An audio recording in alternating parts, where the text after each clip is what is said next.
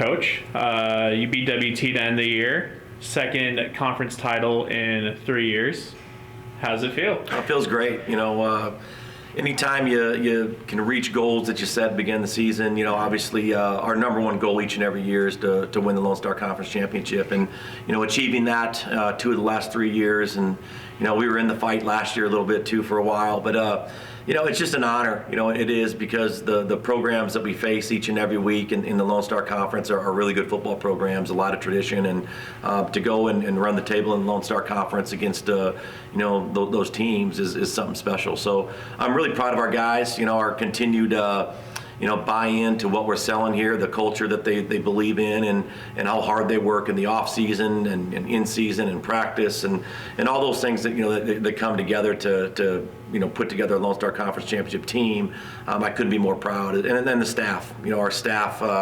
We've had some turnover here and there at times, but we've been consistent in winning and consistent in buying in. Our players have to the staff, and I couldn't be more proud of that. We're going to move on to the next steps and next goals that we have set. But winning the Lone Star Conference Championship, we don't take that for granted. That's something special, and very proud of the efforts.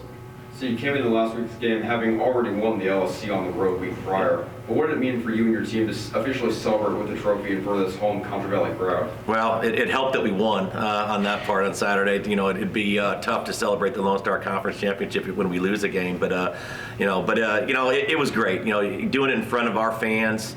Our boosters, our alums, our families, the players and all their families, that's something special, it's just it's an outstanding feeling, and I've said this for a long time. There's a lot of special things that go on at Angelo State, and you take a look at all athletics and what's going on right now in the fall, and I know what's going to happen in the spring too, but winter and spring. But we've had a lot of success, and then you got to look at that from the top down. You got to look at that from administration. Coach Reed, what he's done and allowed us to do as our head administrator in athletics, and it's something special. Get to shake his hand after that game and receiving that trophy. That's something special to me, and just proud of the way our kids played, and getting to do that at home made a huge difference.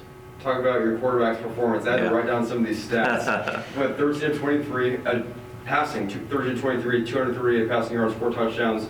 Rushing, 15 carries for 187 yards and 3 touchdowns. So totaling 7 total touchdowns. What does his performance say about his leadership and his overall performance this season? Yeah, he's just gotten better and better each and every week, and I think the confidence level is through the roof with him right now, in the sense of just understanding the offense and what Coach Kilmer wants and what he's looking for.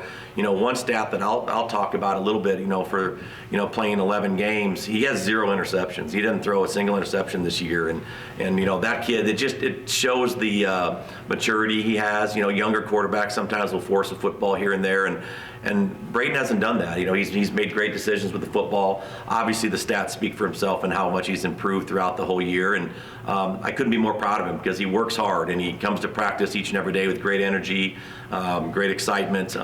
He understands the importance. He's only a sophomore. He understands what these seniors put in to be, have an opportunity to go compete for a national championship in the playoffs. And Braden has accepted that role as our quarterback and has gotten better and better each and every week. And the future is very bright with him. But yeah, I said it earlier, I'm glad he's on our team. He just does everything right, and really excited about where he's taken the offense, and he just does it. He does it right. We surround him with a lot of weapons. He's got some great receivers. He's got some great running backs. And the old line's protected for him. But his individual effort himself on things that he's done is nothing short of amazing. Last week you started slow. You fumbled on the opening play from scrimmage, and you gave up a touchdown. But how are you and your team able to respond so quickly and recharge and regroup, and what allowed you to set the tone? Well, I would go back to our schedule.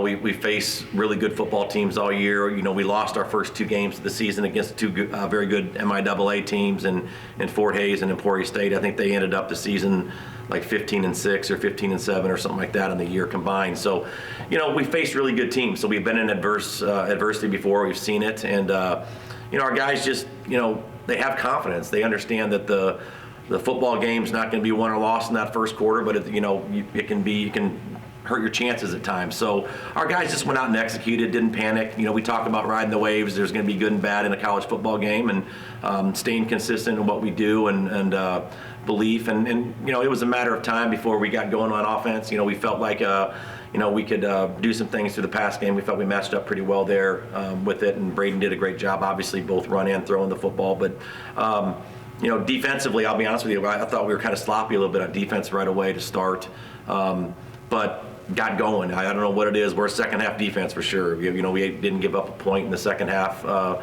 think we gave up 3 the week before. Our guys have just been so consistent on defense too. So, you know, when you have a really good defense that is complementary to, you know, what we've been doing offensively, you know, it's a recipe for wins. And, you know, our guys stayed consistent and didn't panic.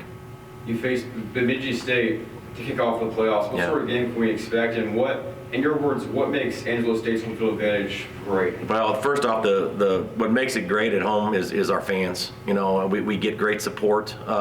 You know, we've been sold out or close to every single game, and filling the stadium and getting our guys here or getting our alumni and boosters back and former players back that come back, and then obviously all the coaches' families and players now, the families. That's what's special. You know, this place is great, and you know, so I'm excited about that. But Bemidji brings a very physical brand of football to the plate. They're really good on defense. They remind us of us on defense a little bit.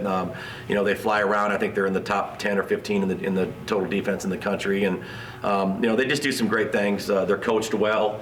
There's no doubt about that. I know a lot of their coaches, and they do a great job. So, you know, we're gonna have our hands full with it. You know, we're excited for the opportunity and the matchup. We're really happy it's in San Angelo and not up in Bemidji, Minnesota. So, you know, at the end of the day, it's going to be a great football game. They're a good football team, but what I say each and every week, they still got to play the Rams too. You know, I mean, it's not just them being good; we're good as well. So, should be a great matchup, and I expect a very physical football game.